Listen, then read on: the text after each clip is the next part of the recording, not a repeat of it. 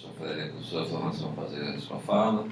Eu vou apresentar o professor Fred, ele é hoje doutor em comunicação aqui pela Universidade Católica, é formado em jornalismo pela Universidade Estadual da Paraíba, mestre e doutor em comunicação pela Universidade Federal de Pernambuco, editor responsável pela revista Esferas, professor de Estética Aplicada e Comunicação e Cultura aqui da Universidade Católica. O professor Fred vai falar sobre a pombagira e o inacomodável na cultura. Boa fala, Fred. Obrigado, Gustavo. Está funcionando isso aqui? Acho que agora está. Né? É mais um in, né? O inacomodável. Tá? E agora?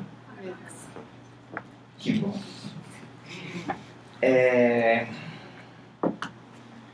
Pessoal, primeiro deixar aqui registrado que é muito satisfatório ver esse evento se realizando e poder discutir isso que a gente vem trabalhando já por 2 anos.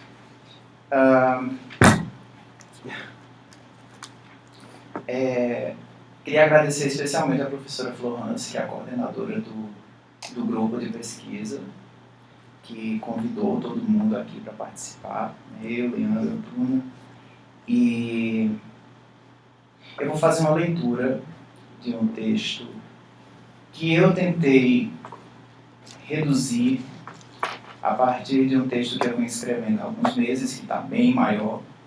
Eu resolvi selecionar uns trechos que podem ser mais elucidativos, assim, da ideia que eu estou trazendo.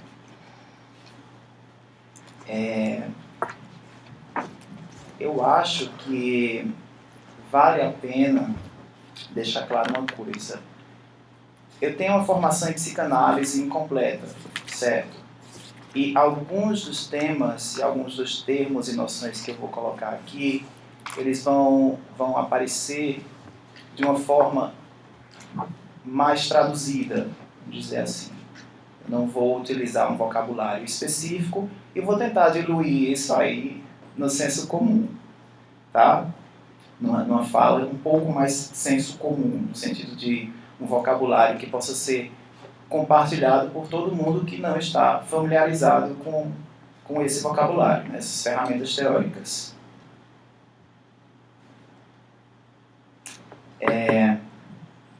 Primeiro eu vou fazer uma apresentação desse feminino que eu considero. Em seguida eu vou articular esse feminino com a figura da pombagira.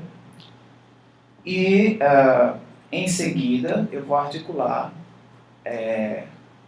a pombagira a 2 conceitos, ou 2 ferramentas conceituais, ou 2 noções, enfim, psicanalíticas que eu acho que são bem interessantes. O sintoma e o fetiche. Tá? Parece um pouco estranho, mas com a leitura eu espero que as coisas vão ficando um pouco mais claras. Enfim, vamos lá, começar a leitura.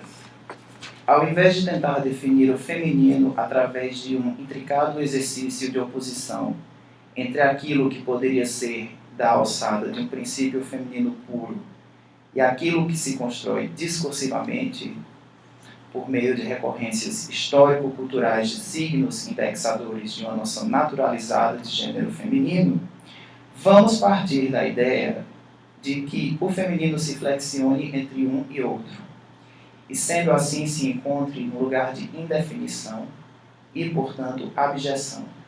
E vale salientar que esse termo abjeção aqui, ele é retirado, inspirado, ou bebe na fonte da Júlia Kristeva, o texto dela, Powers of Horror, em que ela coloca que a abjeção não diz respeito à falta de asepsia ou de saúde, não é isso que causa a abjeção, mas diz respeito àquilo que perturba a identidade, o sistema e a ordem. Então, é dessa noção de abjeção, é bom que fique claro que eu estou partindo. Então, o feminino é isso que se flexiona entre um e outro e se encontra no lugar de indefinição constante entre cultura, natureza, corpo e sentido. Ou seja, nem uma noção essencialista e nem uma noção discursivo-estereotípica, mas uma especulação que assuma antecipadamente a excentricidade, ambiguidade e estranheza que marcam uma evidente inacomodabilidade disso que se diz feminino na própria civilização. Tudo isso que podemos encontrar de forma concentrada, como vamos defender ao longo desta fala, numa figura que tomamos como locus altivo de exuberância do feminino, a pombagira, entidade afro-brasileira dos terreiros de Umbanda e Candomblé, e, ao mesmo tempo, estereótipo assombroso impregnado no imaginário popular. Só outra coisinha, depois a leitura ela vai ficar mais fluida, mas como eu estou tratando, eu acho que ao longo do grupo de pesquisa houve algumas pombagiras diferenciadas, formas diferenciadas de encararmos essas pombagiras. No meu caso, eu fico com essa palavra pombagira, ou eu tomo a pombagira como um significante, que marca, enfim, nosso imaginário e que tem uma presença no nosso simbólico também. Né? Então eu fico menos dentro da tradição afro-brasileira e mais na cultura popular. É isso que eu estou querendo afirmar aqui. Essa versão estereotípica da pombagira, a qual evoca ora o riso, ora o medo, muitas vezes pelo simples impacto de seu nome em nossos corpos e mentes, nos interessa especialmente a imagem fonética pombagira, sua marca. Ela surge desse caldo de conotações variadas que a tornam tão presentes no imaginário popular, desde as religiões de matriz afro, às crenças populares esfaceladas entre o preconceito religioso de origem eurocêntrica e o profano do dia a dia. Multifacetada entre Exus, demônios e caricaturas de um feminino perigoso, vamos sugeri-la como uma palavra que evoca o inacomodável na civilização, ou seja, que erode como um conflito entre ordens diferentes. De um lado, enquanto a civilização enquanto sentido que teima em se estabelecer e convencionar, e do outro, o próprio feminino enquanto locus de abjeção que a desestabiliza.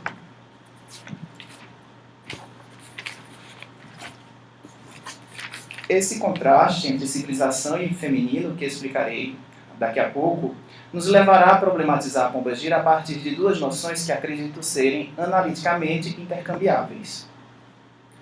Duas noções que tratam de como as coisas se dizem sem se declarar, tanto pela opacidade quanto pelo hermetismo. Primeiro, na esteira de uma lógica do sintoma, quando pensaremos esse significante entidade como a realização e atualização de um gozo que foi um dia interditado à histérica, como aquela inventada pela psicanálise. Segundo, pela lógica do fetiche, como uma versão da sombra da África, o continente negro, que é uma metáfora freudiana do feminino inescrutável, que fascina e perturba a maturidade racional do Ocidente e que encontra no Brasil, nos interstícios mestiços de sua cultura imaterial, espaço para aflorar, não só nos terreiros de religiões afro-brasileiras, mas também num repertório de imagens assustadoras e sensuais. Ela seria, a pombagira, o feminino que escapou, que conseguiu escapar, às nomeações e denominações de um universo científico e desencantado, para ressurgir do outro lado do Atlântico como uma exuberância liberta daquilo que não se realizou na doença feminina fabricada, com local e datas específicos. Salpêtrière, no caso do hospital psiquiátrico, no final do século XIX. Foi a histeria, em seu teatro corporal histriônico, que nos sagrou a valiosa noção de sujeito cindido da modernidade, como aquilo que põe o corpo como porta-voz de um conflito capaz de destituir a própria ordem civilizatória.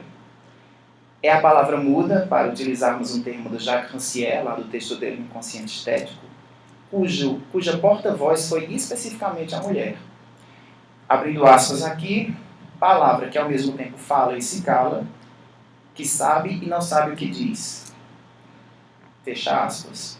a fala enganadora da paciente, aquele que passaria a ser chamado de analista. Em outro tempo e espaço, a pombagira libera densamente essa ambiguidade, que assola o mundo regulado em sua passagem da natureza à cultura, dos politeísmos aos monoteísmos, do pré-moderno ao moderno, no qual insistimos em viver. Pombagira é a um só tempo feiticeira, amante, possuída, histérica, geograficamente mestiça, África e Europa no Brasil. As suas imagens de mulher vestida de vermelho, que ri, que fuma, que bebe nas encruzilhadas, entre bares e sarjetas, nos cemitérios, em casas de prostituição e cabarés, gera no imaginário popular uma sensação confusa entre espiritualidade e sexualidade. Uma sensação que vem sendo desautorizada, diga-se de passagem, pela proliferação das religiões monoteístas, ou patriarcalmente orientadas. É mais uma vez essa instabilidade à beira do ameaçador, agenciada por uma série de tropos psicologicamente desafiantes, como a noite, a África, o demônio, que faz então da pombagira um concentrado abjeto na cultura popular contemporânea. É por isso que ela encarna, ou incorpora, ou performatiza, nunca sei bem ao certo, a resistência do corpo ao sentido. Porque, ao apontar para o objeto na sociedade dos homens, uma força que se repete ao longo dos tempos, ela ainda o desestabiliza. O seu transe, com cigarros, palavrões e espumantes, é proposto arriscadamente aqui como um saber da histeria, impondo-se sorrateiramente nos interstícios de nossa cultura. A pombagira, ela reencanta o feminino no corpo que foi desencantado à época do diagnóstico da histeria. Ela vinga e celebra a devastação amorosa que marca a vida de tantas mulheres. Se os homens e sua lógica civilizatória desenvolveram suas regras e institucionalizaram o seu espaço com aquilo que é visível e útil à cultura e que a aciona e põe em movimento, para o feminino restou, como escreve Júlia Kristeva, uma adesão mais forte ao sensível e ao pré-verbal, que empresta às mulheres esse ar meio ausente, não totalmente à vontade na ordem fálica. Sendo assim, nessa cultura regida pela lei e pelo sentido, ou que se pretende assim, a existência do feminino veste-se de vários papéis que lhe são designados.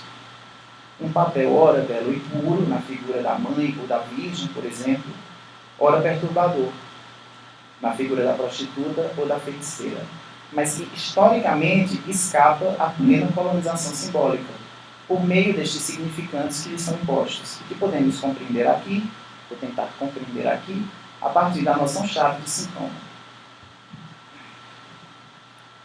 O sintoma que deixa de ser percebido como algo que merece ser contido e remediado, para servir-se da lógica que Freud, mesmo naquele paradigma falocêntrico, vitoriano, positivista, desavisadamente ofertou. Ou seja, o sintoma como um agente epistemológico para a compreensão de fenômenos que convivem conflituosamente e lado a lado com a dimensão presente ou atual de ordem das coisas. Um modo de ver e perceber em si mesmo ambíguo e duplicado, que surge como uma ferramenta de evidenciamento de um encoberto que só se expressa por erudição. Ou, como resumirá o Georges Dilberman, de uma forma genial, uma forma de repetição que é capaz de dessemantizar o presente. A objeção do feminino guarda, nessa indefinição pré-verbal que assalta a ordem objetiva das coisas, uma ameaça ao sentido. Ameaça que se nomeia como bruxaria, como possessão, como histeria, como drama, e que é logo acusada em razão dessa feminilidade.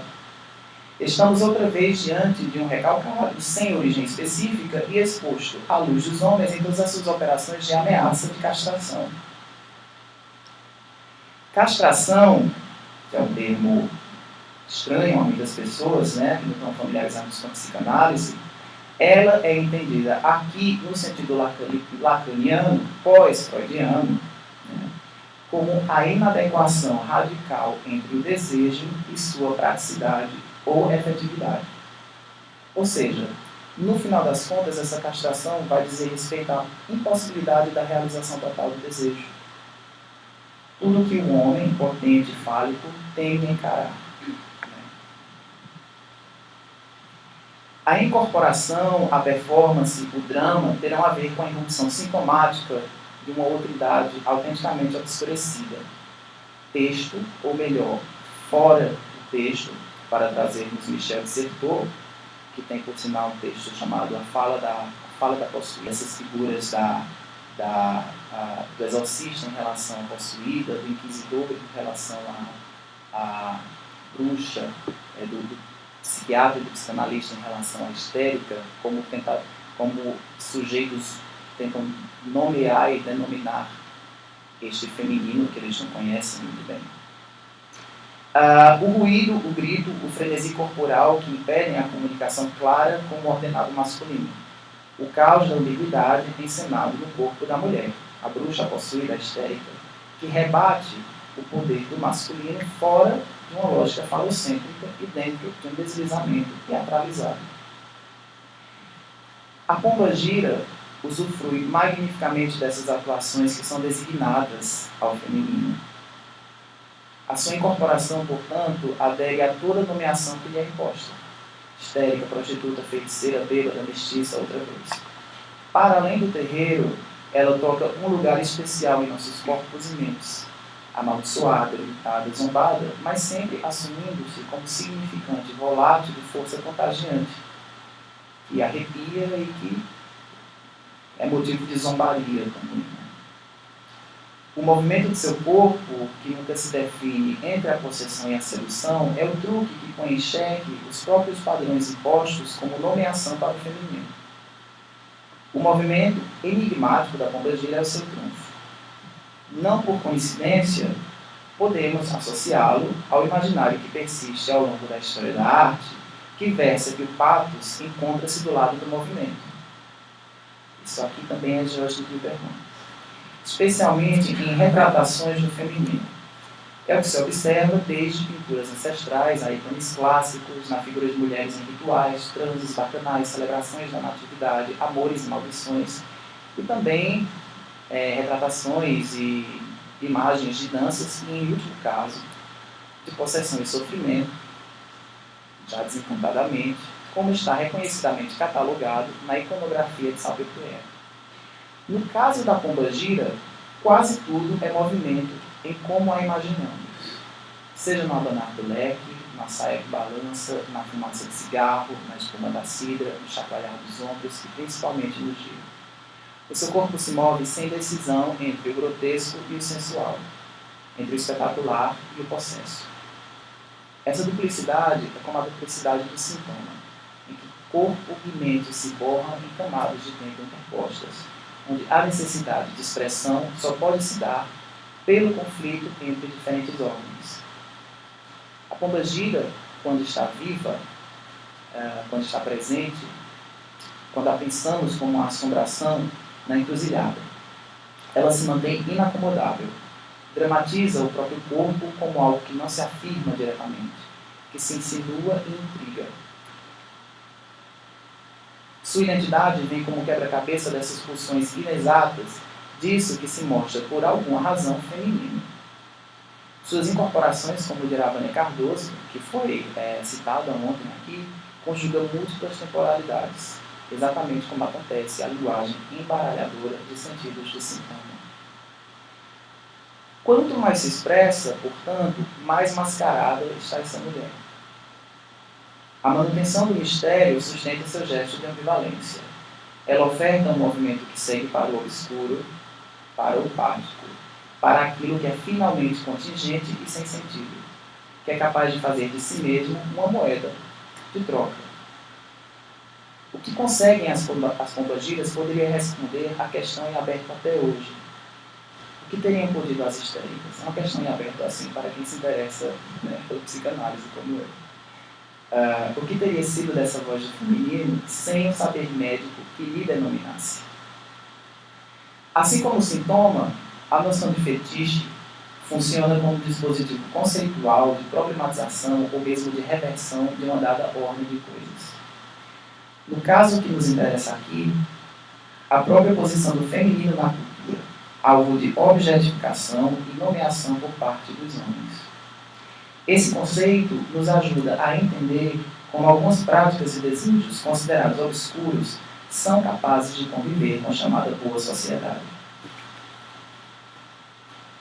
Segundo Vladimir Safato, que estabelece uma excelente conexão entre o conceito de fetiche, desde os estudos antropológicos das religiões politeístas, as ditas primitivas, até chegar à noção em Freud, inclusive passando por Marx, abre aspas, o fetichismo se transforma em dispositivo de crítica da modernidade e de seus processos de socialização, expondo os móveis de alienação, seja no interior do campo do trabalho, seja no interior do campo do desejo, que é o que nos interessa aqui. O fetiche atua assim tanto para o encantamento do homem primitivo religioso, sob a forma de objetos naturais inanimados, quanto para que o homem exerça sua sexualidade na modernidade instrumentalmente, fazendo esquecer que o seu falo é falível. Permite, portanto, que o homem haja como se nada soubesse, ao mesmo tempo em que atribui ao objeto de fixação uma autonomia de aparência. O fetiche evita o encontro com o núcleo traumático e contingente da realidade. Esta é a sua função. Pensamos que a pombagira é mais uma vez um modelo distinto para pensarmos o feminino como objeto fetichizado no imaginário das sociedades ocidentais, contando com todo o trunfo que esse objeto fetichizado pode oferecer. Uma forma suposta para o feminino, como aquele que é fantasiado em bordéis e na calada da noite, que toca os homens profundamente, mas a respeito do qual pouco se comenta à luz do dia. É o escândalo da própria sexualidade do homem, potente, fálica e por isso mesmo irrefreável, que a pombagira ameaça desatar, como uma diaba que lembra que a qualquer momento ele pode ser vítima de sua impassível atitude femeeira. Como nos lembra Reginaldo Prandi, o seu culto abre caminho para, abre aspas, as dimensões mais próximas do mundo da natureza, dos instintos e das pulsões sexuais. Fecha aspas. O detalhe, tão caro, tanto a noção de objeto do desejo quanto a noção de fetiche em psicanálise, é um fator à parte na encarnação pombagiresca, por meio do qual ela fascina e enfeitiça. Duas palavras que comungam da mesma raiz da palavra fetiche, do português antigo arcaico, feitiço com dois S's. São as suas mãos sempre ocupadas, sua rostidade cheia de curvas, a rosa que enfeita a cabeça, o olhar enviesado, a cor vermelha das unhas do batom, a gargalhada que pode ser grotesca, debochada ou convidativa para uma intensa experiência pornográfica. Tudo isso que mexe com o nosso imaginário, né? Seus acessórios compõem em si mesmo um mostruário de fetiches masculinos, como aqueles associados às prostitutas, putas e amantes. E assim como a femme fatale, ela se oferece enquanto um fetichizado, mas poderoso objeto de desejo, que encobre medos. Poderoso porque a sua performance, que se insinua no artifício desses objetos parciais da sensualidade, desorganiza o desejo dos homens, obscurecendo a relação com o próprio sentido de sua pretensa e falocrática civilização.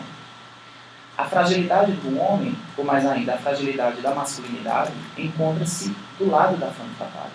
A mulher, como detalhe inesperado, capaz de fazer impérios ruírem. Isso é uma frase meio dramática, mas é por aí.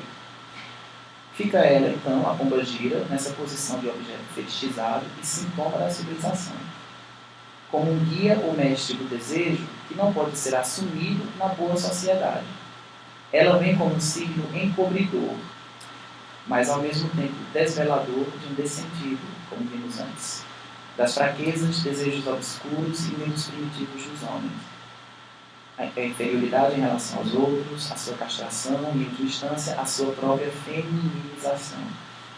A pombagira não apenas atrai e repele o homem, mas é capaz de fazê-lo rebolar. ela pode encher a bola, em palavras simples, de masculino ele próprio vitimado pela civilização.